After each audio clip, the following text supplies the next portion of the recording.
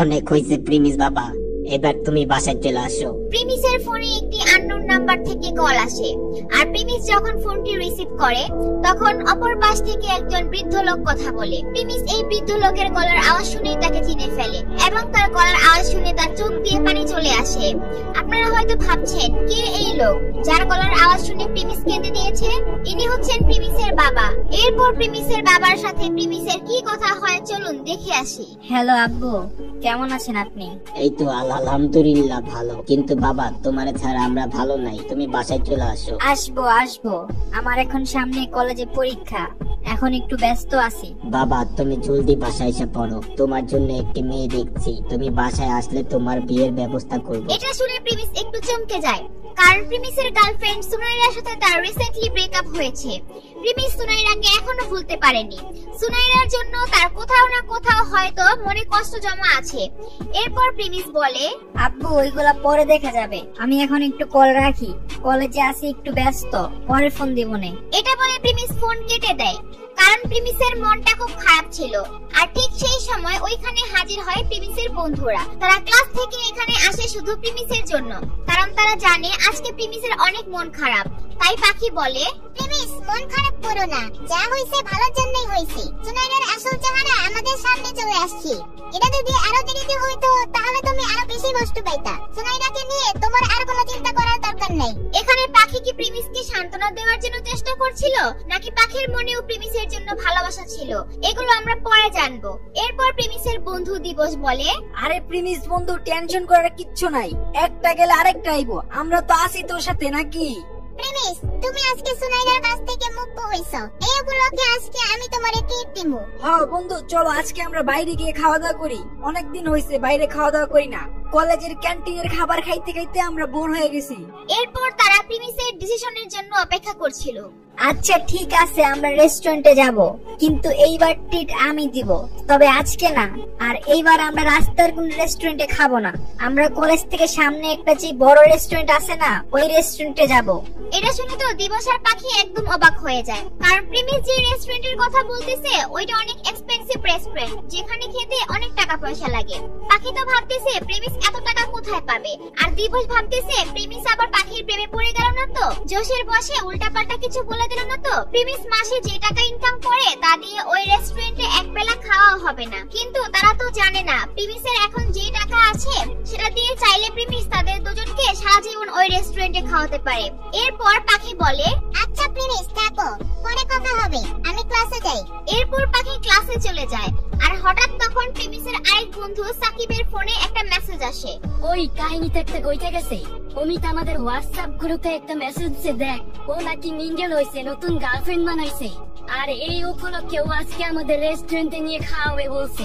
যাক ভালোই হইছে, অন্তত একজন তো মিঙ্গল হইলো, অনেকদিন তো সিঙ্গেলই ছিল। প্রিমিস বন্ধু, তোর রুম খালি করে দিছি, তুই তোর জামা কাপড় নিয়ে হোস্টেলে আইসা পড়িস, এখন আর তোর আলাদা করে থাকা লাগবে না। প্রিমিস আগে দিবস, সাকিব এবং অমিতের সাথে একই হোস্টেলে থাকতো। তাদের মধ্যে কোনো একটি বিষয় নিয়ে ঝামেলা হওয়ার কারণে প্রিমিস ওইখান থেকে চলে আসে। এখন আবার তারাই প্রিমিসকে হোস্টেলে যাওয়ার জন্য বলছে। হঠাৎ কি হইলো যে আমাকে হোস্টেলে আবার আসতে বলতেছ? আরে ভাই পরে বলবো না এগুলা, এখন তুই হোস্টেলে চল, অমিত আজকে আমাদেরকে ট্রিট দিব বলতেছে, চালু যাইতে বলছে, তুই আমাদের সাথে চল। না থাক, তোরাই যা, আমি এখান থেকে কিছু একটা খেয়ে নিব। আরে ভাই চল, এখানে একা একা বুড় হয়ে যাবি, তুই আমাদের সাথে চল, আর এখন থেকে তুই আমাদের সাথে হোস্টেলে থাকবি। প্রিমিস তাদের সাথে যাওয়ার জন্য রাজি হয়ে যায়। এরপর যখন তারা হোস্টেলে যায়, ওইখানে বসে থাকে অমিত আর তার গার্লফ্রেন্ড রোশনি। এরপর অমিত তার গার্লফ্রেন্ডের সাথে সবার পরিচয় করিয়ে দেয়। বন্ধুরা, এই যে ও হচ্ছে রোশনি, আমার গার্লফ্রেন্ড, আর রোশনি এরা হচ্ছে আমার বন্ধু সাকিব, প্রিমিস আর দিবস, আমরা একসাথে হোস্টেলে থাকি। এরপর রোশনি সবাইকে হাই বলে, আর ঠিক তখনই ফোনে কল আসে কোয়েলের। আপনারা জানলে অবাক হবেন, এই কোয়েলের সাথে আবার প্রিমিসের একটি কাহিনী আছে, যেটা সামনে আসলে হয়তো অমিত আর অমিতের গার্লফ্রেন্ডের সম্পর্ক নষ্ট হয়ে যেতে পারে, আর সেগুলো আপনারা একটু পর জানতে পারবেন। দোস্ত, আজকে আমরা একসাথে লাঞ্চ করব, রোশনির বন্ধুরাও আসবে আজকে, তোদের কাউকে ইনভাইট করে থাকলে ইনভাইট কর। প্রিমিস তুই চাইলে সুনাইরাও আনতে পারস। অমিত, আমি আর সোনাইরা এখন একসাথে নাই, ওর সাথে আমার ব্রেকআপ হয়ে গেছে। আয় হায়, কেমনি কি, কবে হইলো এগুলা? আমি তো কিছুই জানলাম না। আরে ভাই বাদ দে না এগুলো এখন, আমি তোরে পরে বলুম নে। এরপর তখন রশনি অমিতকে বলে তার কিছু কথা আছে, তাকে নিয়ে যেন একটু বাইরে যায় আলাদা করে কথা বলার জন্য। তারপর তারা দুইজন বাইরে চলে যায়। আরে বেবি, কিছু হয়েছে নাকি? তুমি হঠাৎ বাইরে নিয়ে আসলা যে?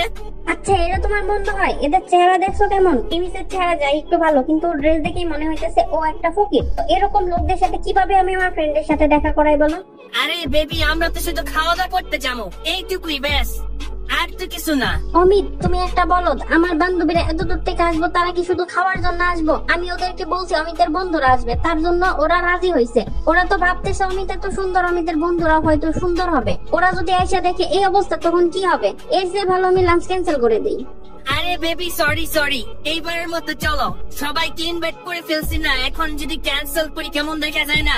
এরপর রশনি এটা মেনে নেয় আর সে রেস্টুরেন্টে যাওয়ার জন্য রাজি হয়ে যায়। আর সে বলে তার বন্ধুরা যেন ভালো জামা কাপড় পরে ওখানে যায়। এই কথা শুনে অমিত ওইখানে রুমের মধ্যে চলে যায় আর তার বন্ধুদের বলে, সাকিব, দিবস, প্রিমিস, তোরা সবাই ভালো একটা জামা কাপড় পরে রেস্টুরেন্টে যাইস। বুঝেছি তো, রোস্টেড বান্ধবীরা আসবে। আর দিবস, তুই প্রিমিসকে একটা ভালো জামা দিস। প্রিমিসের এইরকম অপমানজনক কথা শুনতে শুনতে অভ্যাস হয়ে গেছে, তাই সে ওখানে চুপচাপ কথা শুনছিল। প্রিমিসের বন্ধুরা যদি প্রিমিসের আসল পরিচয় জানতো, তাহলে কি এই কথাগুলো বলার সুযোগ পেত? কখনোই না। যাই হোক, এইদিকে অমিতের গার্লফ্রেন্ড রশনি তার বান্ধবী কোয়েলের সাথে ফোনে কথা বলছিল। তার বান্ধবী কোয়েল নাকি সকালে ব্যাংক থেকে বের হতে যাওয়ার সময় একটি ছেলের সাথে ধাক্কা খায় এবং ব্যথা পেয়েছিল। তাহলে এখন কি আপনারা বুঝতে পারছেন প্রিমিসের সাথে রশনির বান্ধবীর কিসের কানেকশন? হ্যাঁ গাইস, আপনারা ঠিকই ভেবেছেন। প্রিমিসই সকালে রশনির বান্ধবী কোয়েলের সাথে ধাক্কা খেয়েছিল। কোয়েল যখন রেস্টুরেন্টে এসে প্রিমিসকে দেখতে পাবে, কি হবে তখন? কোয়েল আর প্রিমিসের ঘটনার জন্য রশনি আর অমিতের ব্রেকআপ হয়ে যাবে না তো? এগুলো জানতে চ্যানেলটি সাবস্ক্রাইব করে নোটিফিকেশন বাটনটি বাজিয়ে রাখেন।